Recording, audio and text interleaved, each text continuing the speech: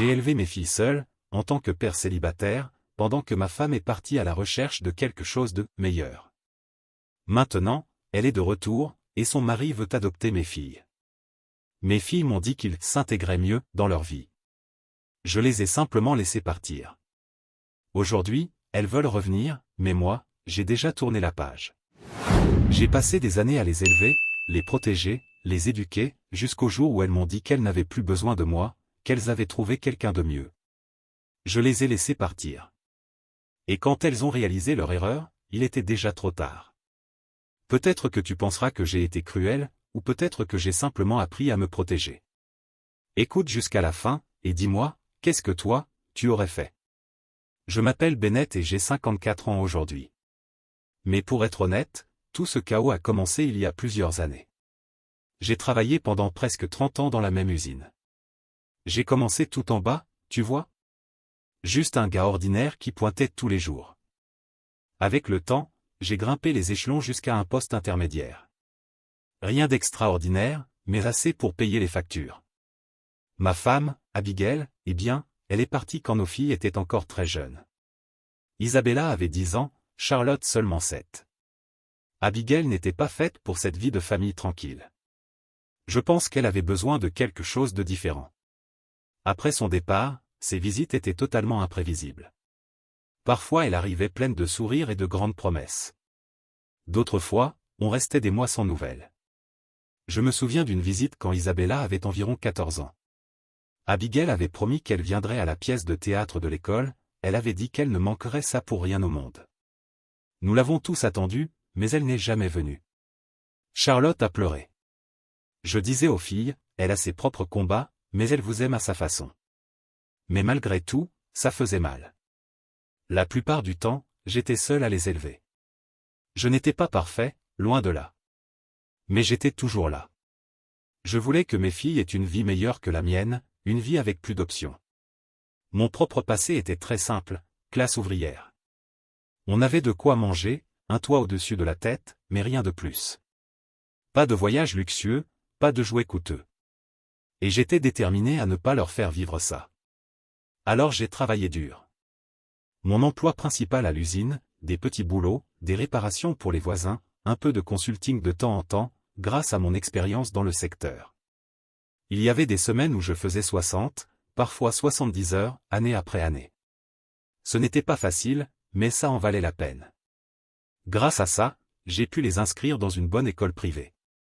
J'ai engagé des professeurs particuliers pour les préparer à l'université. Ensuite, j'ai payé leurs études aussi. Isabella est même partie en échange en Espagne pendant un semestre, quelque chose que je n'aurais jamais rêvé de faire. Charlotte avait besoin d'aide pour sa première voiture. Je l'ai achetée, sans hésiter une seconde. On ne vivait pas comme des riches, loin de là. Ma maison est petite, je conduis encore le même vieux camion depuis 15 ans. Mes pantalons de travail avaient parfois plus de pièces que de tissus d'origine. Mais les filles, elles n'ont jamais manqué de rien. Elles avaient tout ce qu'il leur fallait pour se concentrer sur leurs études, pour avoir une enfance à peu près normale, un bon départ. Les choses ont commencé à changer quand elles ont eu un peu plus de 20 ans. Abigail a recommencé à venir plus souvent. Elle s'était remariée. Son nouveau mari s'appelait Wesley. Il avait l'air de réussir, ou du moins il en donnait l'impression. Il avait sa propre entreprise, portait des costumes chers, conduisait une belle voiture. Abigail était différente avec lui, plus raffinée, je suppose. Wesley a tenu à s'impliquer dans la vie d'Isabella et de Charlotte. Il a trouvé un stage pour Isabella dans une entreprise où il avait des contacts. Et pour Charlotte, il a fait jouer une connexion dans une agence locale. Au début, je me suis dit, bon, peut-être que c'est une bonne chose pour elle. Plus de gens pour les soutenir, ça ne peut pas faire de mal, non? Mais j'ai commencé à remarquer un changement. Les filles sont devenues plus distantes. Les appels étaient plus courts. Elles étaient toujours occupées, souvent avec des choses liées à Wesley et Abigail. Elles parlaient de la belle maison de Wesley, des gens qu'ils connaissaient, pendant que ma petite maison, ma vie tranquille, devait leur sembler bien fade en comparaison. Je me souviens d'un week-end où j'avais organisé une sortie camping, comme on faisait quand elles étaient petites. C'était censé être juste nous trois, comme au bon vieux temps. Mais elles ont annulé à la dernière minute. Isabella a dit que Wesley les emmenait à un événement. Charlotte a dit qu'elle avait un rendez-vous de réseautage que Wesley lui avait trouvé. Je ne vais pas mentir, ça m'a fait mal. Mais je me disais, elles sont adultes maintenant, elles font leur propre choix. Même si c'était dur de ne pas se sentir mis de côté. Puis les questions ont commencé, d'abord subtiles. Des remarques sur la génétique, sur à qui elles ressemblaient. Apparemment, Abigail leur mettait des idées en tête. Un soir, Isabella m'a appelé. Elle semblait hésitante, pas très sûre d'elle. Elle m'a demandé s'il y avait quelque chose que je ne leur avais jamais dit, à propos de leur mère, ou de la période avant le divorce. J'ai demandé, comment ça, Bella? Elle a dit, maman a raconté qu'elle avait eu une liaison il y a longtemps, avant que vous ne vous sépariez, et maintenant, elle pense que peut-être quelqu'un d'autre est notre père biologique. J'étais sous le choc. Abigail et moi avions eu nos problèmes, et pas des moindres. Mais jamais, pas une seule seconde, je n'ai douté que les filles soient les miennes. D'après Isabella, Wesley avait aussi participé à ces conversations. Il aurait mentionné que, pour des raisons fiscales et de planification successorale, il pourrait légalement les adopter, même adultes. Il a dit que cela consoliderait leur place dans la nouvelle famille qu'il formait avec Abigail. Isabella et Charlotte ont commencé à utiliser des expressions que je ne les avais jamais entendues dire avant. Des trucs comme « structure familiale moderne » et qu'elles avaient besoin de « clore émotionnellement » le chapitre de leur véritable héritage génétique. Pendant notre mariage, Abigail avait un tempérament, disons, très instable. Quand les choses ne se passaient pas comme elle voulait, elle explosait, elle criait, lançait des objets. Je me souviens d'une fois, Isabella devait avoir 5 ans. Abigail lui avait promis de l'emmener voir un spectacle de marionnettes spéciales.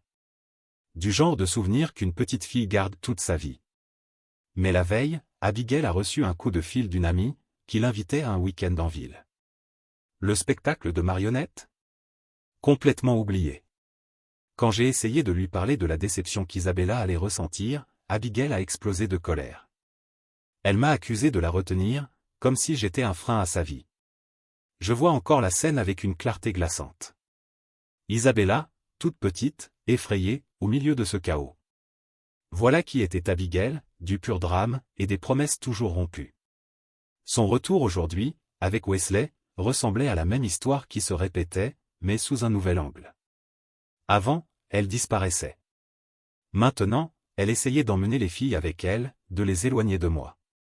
Il y a eu une fois, quand les filles étaient adolescentes, où Abigail devait les emmener acheter des vêtements pour la rentrée. Elle est arrivée avec 3 heures de retard, elle sentait le vin, et elle n'avait que la moitié de l'argent qu'elle avait promis.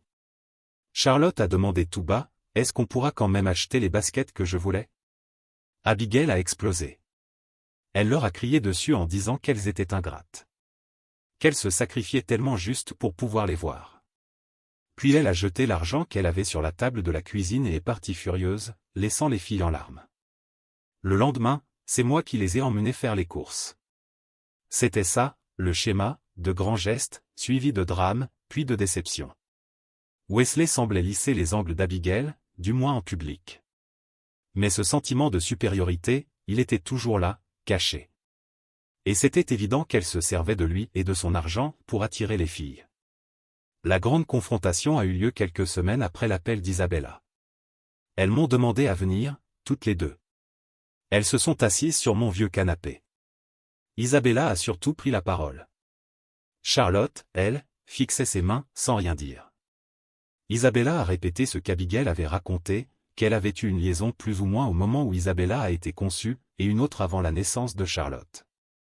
Elle a dit qu'Abigail était presque certaine que je n'étais pas leur père biologique. Elle est très bouleversée par tout ça, a dit Isabella, et elle veut arranger les choses. Alors Charlotte a parlé, tout doucement. Wesley nous a tout expliqué.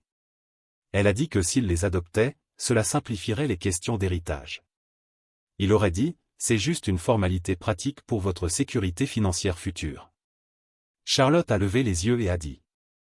C'est juste une question légale, papa. Une histoire de taxes et tout. Isabella a acquiescé. Ce n'est rien de personnel, papa. Et puis elle a dit quelque chose qui m'a vraiment planté un couteau dans le cœur. Wesley correspond mieux à nos vies, maintenant. Maman est plus heureuse, et avec son aide, les choses s'améliorent pour nous. Au début, je n'ai pas dit grand-chose. Je les ai juste écoutés. Ma tête tournait. Après toutes ces années, tous ces sacrifices, c'était ça, le résultat? Leur mère, la femme qui les avait à peine élevés, et son nouveau mari plein aux as, disaient que je n'étais pas leur père, et elles acceptaient ça, comme si c'était un simple détail administratif, sans importance. Je me suis levé et je suis allé jusqu'à mon vieux placard. Il grinçait quand je l'ai ouvert, comme toujours. J'ai sorti un dossier que je n'avais pas touché depuis des années. Pendant le divorce, Abigail avait tenté de prétendre que je n'étais pas le père d'Isabella, sans doute pour éviter des obligations, ou juste pour créer le chaos. Nous avions fait des tests de paternité pour les deux filles. C'était une exigence légale pour la garde. J'ai étalé les documents officiels sur la table, devant elle. C'est du divorce, j'ai dit, d'une voix ferme, mais lourde. Test de paternité. Légalement prouvé. Vous êtes mes filles. Isabella a pris la première feuille, l'a survolée du regard, puis l'a reposée. Charlotte ne l'a même pas regardée. Maman dit que ces vieux tests peuvent ne pas être fiables, a dit Isabella, froidement. Aujourd'hui, les tests sont plus avancés, a-t-elle ajouté, comme si c'était évident. Charlotte a ajouté doucement. Wesley a dit qu'il paierait pour de nouveaux tests, si on le voulait. Mais il a aussi dit, à quoi bon? Ce qui compte, c'est qui est là, non? Il est là pour nous maintenant. L'indifférence dans leurs yeux, c'était ça, le pire. Il ne s'agissait plus de la vérité, mais de ce qu'elles voulaient croire. De ce qui les arrangeait. De ce qu'Abigail et Wesley leur vendaient. Elles n'ont même pas discuté les papiers. Elles les ont juste écartés, comme s'ils ne valaient rien. C'était clair, leur décision était déjà prise. Ou peut-être qu'Abigail et Wesley l'avaient prise à leur place. Isabella a quand même dit. Écoute, papa, on te remercie pour tout ce que tu as fait pendant notre enfance, mais maintenant on est adulte. On doit penser à notre avenir. Maman et Wesley nous offrent un autre type d'avenir. Je suis resté assis là, en silence, un long moment après qu'elles aient fini de parler. Elles semblaient mal à l'aise, se tortillant sur le canapé, comme si elles attendaient que je discute, que je supplie. Mais je ne l'ai pas fait. Je me suis juste senti vidé, comme si quelque chose en moi s'était éteint en silence. J'ai rassemblé les documents de paternité sur la table, les ai repliés, puis remis dans leur enveloppe. Je n'ai pas crié, pas fait de scène. Quel aurait été l'intérêt? Elles avaient déjà fait leur choix. Je les ai regardées, mes filles. Les petites que j'avais changées, à qui j'avais appris à faire du vélo, que j'avais veillé quand elles étaient malades. Les filles pour qui j'avais travaillé jusqu'à l'épuisement. Et alors, j'ai agi. Le lendemain, j'ai commencé à passer des appels. D'abord, j'ai arrêté tout soutien financier. La petite allocation que j'envoyais encore à Charlotte pour ses fournitures, et l'aide que je donnais à Isabella pour son loyer en ville, terminée. Ensuite, j'ai appelé mon assurance santé. Je les ai retirées de ma couverture. Elles étaient maintenant adultes. Elles pouvaient avoir leur propre assurance. Puis, il y avait la voiture de Charlotte, celle pour laquelle j'avais cosigné le prêt. J'ai contacté la banque pour leur expliquer que je retirais ma signature. Ce n'était pas simple, mais c'était faisable. Elles allaient devoir refinancer elles-mêmes, ou demander à Wesley de signer. J'avais aussi ouvert des petits comptes d'épargne pour chacune, il y a des années, où je versais un peu d'argent chaque mois, juste en cas d'urgence. J'ai fermé ces comptes et transféré l'argent vers mon propre compte épargne. Ensuite, j'ai envoyé le même message à toutes les deux. Courtois, Claire. Il disait. J'ai bien reçu votre décision concernant la famille et l'avenir. Puisque vous ne me considérez plus comme votre père, je ne contribuerai plus à vos vies d'adultes. Je vous souhaite le meilleur. J'ai bloqué leur numéro pendant un certain temps après ça. J'avais besoin d'espace. Je n'ai rien entendu directement d'elles. Je suppose qu'elles étaient occupées à construire leur nouvelle vie avec Wesley et Abigail. Quelques mois ont passé et j'ai débloqué leur numéro. Pendant tout ce temps, le silence de leur part a été total. Je me contentais d'aller au travail, de rentrer chez moi, d'essayer de m'habituer au silence. Ce n'était pas facile. Chaque recoin de la maison portait un souvenir, mais j'ai continué à avancer, un pas après l'autre. Et puis, lentement, les choses ont commencé à changer. Pas pour moi, mais pour elles. D'abord, j'en ai entendu parler indirectement. Il s'avère que Wesley n'était pas aussi solide qu'il le paraissait. Son entreprise principale a pris un gros coup. Un contrat a échoué. J'ai entendu dire que les fameuses connexions dont il se vantait tant, celles censées propulser la carrière d'Isabella après son stage, n'ont mené à rien. Le stage s'est terminé, et aucune offre d'emploi ne l'a suivi. L'agence où Charlotte avait été placée grâce à Wesley a perdu son plus gros client. Ses heures ont été réduites, puis encore réduites. Apparemment, Abigail et Wesley ont aussi commencé à se retirer émotionnellement. Et, plus important encore pour les filles, le soutien financier s'est tari. Soudain, cet avenir différent ne semblait plus si prometteur. Alors, les appels et les messages ont commencé. Environ 6 mois après mon texto. Des petites choses, au début. Charlotte a envoyé un message. Salut, papa. Juste un petit mot pour savoir comment tu vas. Aucune mention de quoi que ce soit. Aucune excuse. Juste un test. Une semaine plus tard, Isabella a laissé un message vocal. Salut, papa. C'est moi. Je pensais à toi. Appelle-moi quand tu veux. Je n'ai répondu à aucune d'elles. Qu'y avait-il à dire? Voilà où j'en suis aujourd'hui. Elles veulent parler, après tout ce qu'elles ont dit, tout ce qu'elles ont fait. Après avoir choisi Wesley et Abigail, après m'avoir dit que je n'étais pas leur père et que Wesley correspondait mieux à leur vie. Maintenant que Wesley, eh bien, est à court de ressources. Elles reviennent. Tu peux te demander pourquoi les filles ont été si promptes à croire Abigail ou à suivre tout ce plan. Honnêtement, c'est compliqué. Mais Abigail a une manière bien à elle de faire croire les gens, surtout quand elle est dans l'émotion. Quand elle s'effondre totalement, elle peut être incroyablement convaincante, elle tord les faits, se fait passer pour la victime, fait de grandes accusations. Elle a toujours été très égoïste. Quand elle veut quelque chose, elle est convaincue qu'elle le mérite, peu importe le prix à payer pour les autres. Je pense que Wesley, avec son argent et son apparente réussite, a été comme un nouveau jouet brillant pour elle. Et les filles faisaient partie de cette nouvelle vie parfaite qu'elle voulait créer. Elle m'a probablement dépeint comme le passé ennuyeux et stagnant, et Wesley comme un avenir excitant. Est-ce que Wesley a été ouvertement malveillant? Je ne pense pas que ce soit un méchant qui ricane dans l'ombre, mais il a clairement facilité les choses pour Abigail et vu une opportunité. Toute cette histoire d'adoption, il l'a probablement présentée comme un acte généreux, une manière de prendre soin d'Isabella et de Charlotte. Je parie qu'il n'a pas réfléchi au-delà de l'image superficielle. Et il a sans doute sous-estimé à quel point je faisais réellement partie de leur vie, et ce que cela lui coûterait s'il devait réellement assumer ce rôle. Ses suggestions concernant la paternité, les avantages fiscaux, tout était pensé pour que cela paraisse logique, pratique aux yeux des filles. Il a aidé Abigail à construire cette idée qu'elles étaient en train de mettre à jour leur famille. Est-ce que les filles ont montré le moindre regret avant que les choses tournent mal avec Wesley? La réponse est non. Pas une once. Les appels et les messages qu'elles ont recommencé à m'envoyer étaient très légers, comme si rien de grave ne s'était passé, comme si elles testaient simplement les os.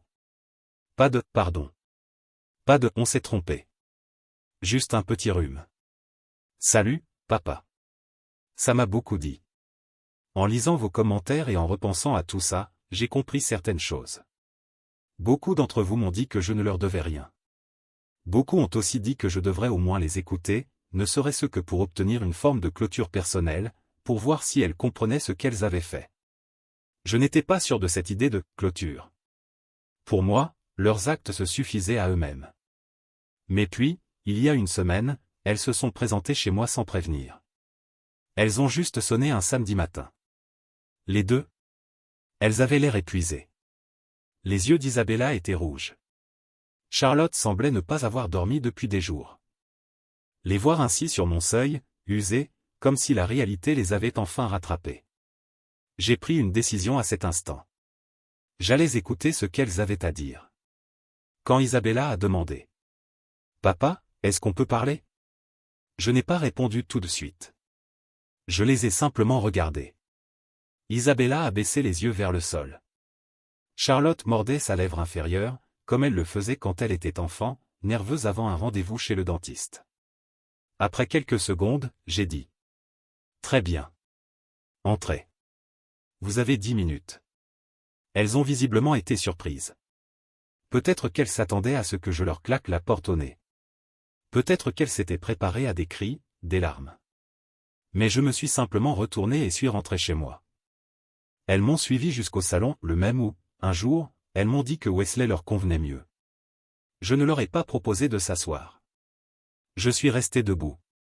Elles sont restées là, figées, maladroites, comme des enfants sur le point de se faire gronder par le directeur de l'école. Isabella a commencé. Papa, on a vraiment merdé. Charlotte a hoché la tête, les yeux déjà brillants.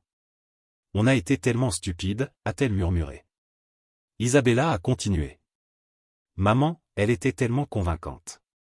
Et Wesley, il faisait tout paraître si bien, comme si une vie nouvelle, incroyable, nous attendait.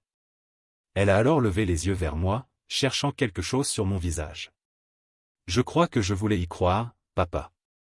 Je voulais croire que les choses pouvaient être faciles, excitantes, un nouveau départ. Alors c'était ça, ai-je pensé, un nouveau départ, sans moi. Bon à savoir. La voix de Charlotte a tremblé quand elle a parlé à son tour. Je voulais juste avoir l'impression de faire partie de quelque chose de réussi. Wesley semblait tellement accompli. Maman avait l'air tellement heureuse. Je pensais. Sa voix a vacillé, je pensais que c'était peut-être ma chance d'avoir ça. Les larmes ont commencé à couler sur son visage. Pas de sanglots. Pas de drame. Juste des larmes. On ne comprenait pas ce qu'on était en train de jeter. Pas vraiment, a-t-elle dit. Elles ont continué à parler ensuite. Rien de très nouveau. Surtout des excuses. Comment Abigail les avait manipulées. Comment Wesley avait fait des promesses. Comment elle s'était sentie dépassée, entraînée par la situation. Et comment, maintenant, les choses avec Abigail et Wesley étaient devenues insupportables. Abigail, apparemment, leur rendait la vie infernale, les accusant de ne pas être assez reconnaissante. Et maintenant que l'argent de Wesley s'évaporait, lui aussi se détachait, indifférent à leurs problèmes, désintéressé des conséquences émotionnelles. Le brillant avenir, semble-t-il, avait rouillé très vite. Je n'ai rien dit. Je ne les ai pas interrompus. Je n'ai pas offert de mouchoir à Charlotte. Je n'ai pas posé la main sur l'épaule d'Isabella. Je me suis contenté d'écouter. Mon visage, j'imagine, ne laissait rien paraître. Quand elles se sont finalement tues, elles m'ont regardé, pleines d'espoir, effrayées, attendant quelque chose. Peut-être le pardon, peut-être une brèche dans mon armure. J'ai pris une grande inspiration, puis j'ai parlé, calme et ferme. Alors, laissez-moi voir si j'ai bien compris. Votre mère, une personne qui vous a abandonné et qui a brisé des promesses toute votre enfance, vous dit que je ne suis pas votre père. Le nouveau mari de votre mère, un homme que vous connaissiez à peine, a proposé de vous adopter pour économiser sur les impôts et donner l'image d'une famille complète. Et vous deux, mes filles adultes et instruites, avez décidé que c'était une bonne idée.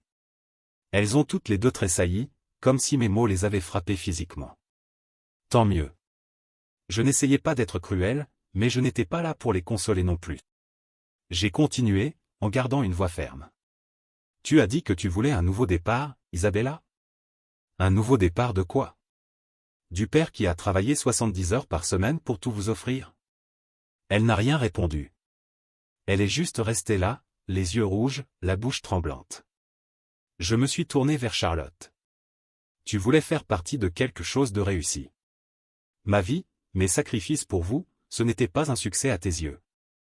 Les épaules de Charlotte ont tremblé alors qu'elle se mettait à pleurer plus franchement. Non, papa, ce n'est pas ce qu'on voulait dire. Ce n'est pas ce que vous vouliez dire. Je l'ai interrompu, toujours calme, mais tranchant. Qu'est-ce que vous vouliez dire, alors, quand vous avez regardé cette preuve légale de paternité et que vous l'avez ignorée? Qu'est-ce que tu voulais dire, Isabella, quand tu m'as dit que Wesley correspondait mieux à vos vies maintenant? Vous étiez très clair à l'époque. Papa, s'il te plaît, supplia Isabella. On sait qu'on a fait une énorme erreur. On est tellement désolé. Le regret n'est pas une formule magique, ai-je dit. Il n'annule pas les choix. Vos choix. Vous les avez choisis, eux. Vous avez choisi leur histoire. Vous avez choisi des raisons pratiques au lieu de décennies de vie réelle passées avec moi. Elles pleuraient toutes les deux, maintenant. Je fis une pause, laissant le poids du moment s'installer, comme une poussière retombant dans le silence. Vous étiez dans ce même salon, ai-je dit en désignant la pièce autour de moi, et sans la moindre hésitation, vous m'avez renié en tant que père. Aucune d'elles ne parla. Elle n'y arrivait pas. Vous êtes venu ici aujourd'hui parce que votre belle nouvelle vie s'est effondrée, ai-je affirmé. Parce que l'argent de Wesley est parti, et que votre mère est redevenue elle-même. Vous n'êtes pas revenu quand vous pensiez encore que Wesley était votre billet pour une vie facile. Vous êtes revenu parce que votre filet de sécurité avec eux a disparu, et maintenant vous espérez que votre ancien filet de sécurité, moi, soit encore là. Je les ai regardés, vraiment regardés. Le visage d'Isabella était pâle et taché. Le mascara de Charlotte coulait. Leurs larmes ne m'ont pas touché.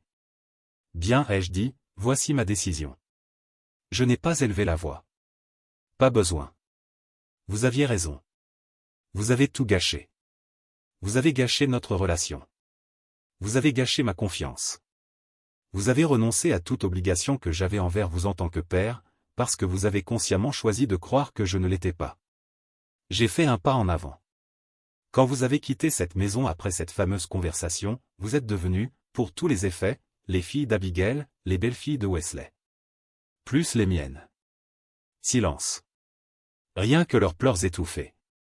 Donc, les 10 minutes sont écoulées. Il n'y a plus rien pour vous ici. Ni mon temps, ni mon argent, ni mon aide. Rien. J'ai montré la porte. Retournez auprès d'Abigail et Wesley. C'est eux que vous avez choisi. Vivez avec cette décision. Ne me contactez plus jamais. C'est terminé. Isabella m'a regardé comme si je venais de la gifler. Papa, tu ne peux pas être sérieux. On reste tes filles. Non, Isabella, ai-je dit. Vous avez été très clair là-dessus. Vous ne l'êtes plus.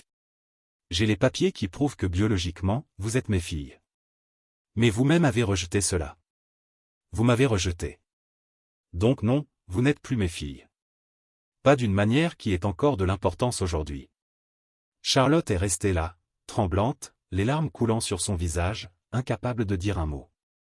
Isabella a ouvert la bouche, puis l'a refermée. Elle a dû voir quelque chose sur mon visage, quelque chose de définitif, car elle n'a pas protesté. Elle a simplement pris doucement le bras de Charlotte et l'a conduite vers la porte. Je ne les ai pas arrêtés. Je n'ai rien dit d'autre. Je les ai juste regardés marcher jusqu'à la voiture de Charlotte, celle que j'avais aidé à payer, et partir. J'ai fermé la porte derrière elle. Je n'ai pas ressenti de tristesse. Je n'étais plus en colère non plus. Ce que j'ai ressenti, c'était du silence, comme si une tempête était enfin passée, et que l'air était clair, paisible. Il y avait de la dureté dans ce que j'ai dit. Je le sais. Mais c'était la vérité, telle que je la voyais. Elles ont brûlé ce pont bien avant de revenir en rampant. Je n'ai fait que confirmer qu'il n'existait plus. Il n'y avait plus rien à sauver. Je ne sais pas ce qu'elles vont faire maintenant. Et franchement, ce n'est plus mon problème. Mise à jour. 1 an plus tard. La vie est différente depuis cette dernière confrontation. Je n'ai pas entendu un seul mot d'Isabella ou de Charlotte. Pas un appel, pas un message, pas même un email transféré. Il semble qu'elles aient pris mes paroles au sérieux. Ou peut-être qu'Abigail et Wesley les tiennent désormais en laisse plus courte. Ou alors elles ont trouvé un autre chemin, une autre solution pour ces vies qui s'écroulent. Je ne sais pas. Je n'ai pas cherché à savoir. Certains penseront peut-être que c'est de la froideur. Mais j'ai passé plus de 20 ans à les mettre en premier. Chaque décision que j'ai prise, les heures supplémentaires, les vacances repoussées, les choses que je ne me suis jamais offertes. Même les soirs où je rentrais exténué, mais prenais quand même le temps de les aider avec leurs devoirs ou réparer un projet scolaire de dernière minute. Chaque choix, c'était pour elles. Et quand elles ont eu l'occasion de me montrer de la loyauté, de rester aux côtés de l'homme qui les avait élevées, elles n'ont pas hésité. Elles ont cru au pire. Elles ont couru après un fantasme. Et m'ont jeté comme un vieux meuble qui ne collait plus à leur nouvelle esthétique. Le puits de sentiments paternels que j'avais pour elles, s'est asséché le jour où elles m'ont montré ces papiers de paternité en me regardant comme si j'étais un étranger. Ce que je leur ai dit lors de notre dernière rencontre, ce n'était pas la colère qui parlait. C'était simplement donner une voix à ce qu'elles avaient déjà fait. Elles s'étaient éloignées bien avant que je ne les chasse. Aujourd'hui, ma vie est simple. Je me lève, je vais travailler à l'usine. Je porte encore mon vieux jean. J'habite toujours dans ma petite maison avec ses planchers qui grincent et cette véranda que je n'ai jamais repeinte. C'est calme ici, paisible. Plus de drame. Plus d'appels inattendus demandant de l'argent pour l'université ou une aide pour un acompte de maison. Plus besoin de puiser dans mon fonds d'urgence. Plus de questionnements à savoir si elles vont bien, pour n'obtenir que du silence, ou des exigences. Ce cycle est terminé. Quant à Abigail et Wesley, je ne sais pas ce qu'il est advenu d'eux. Je ne pose pas de questions et personne ne me dit rien. Ils vivent dans une autre ville, maintenant. Nos vies ne se croisent plus. J'imagine qu'Abigail reste fidèle à elle-même. Les gens comme elle ne changent pas. Et Wesley, eh bien, il a appris à la dure que prendre Abigail et essayer d'acheter une famille toute faite, ce n'est pas aussi simple qu'il le croyait. Alors, voilà. C'est la fin de l'histoire, je suppose. Pas de grand final dramatique. Pas de rédemption surprise. Elles ont disparu de ma vie, et moi, je continue la mienne. Je vais bien. Et merci à tous ceux qui ont écouté, qui ont offert des mots et des pensées bienveillantes. Ça m'a aidé. Vraiment. Ça m'a aidé de savoir que je ne criais pas juste dans le vide. Commentaire Monsieur Reddit. Cette histoire est vraiment intense et, surtout, profondément triste.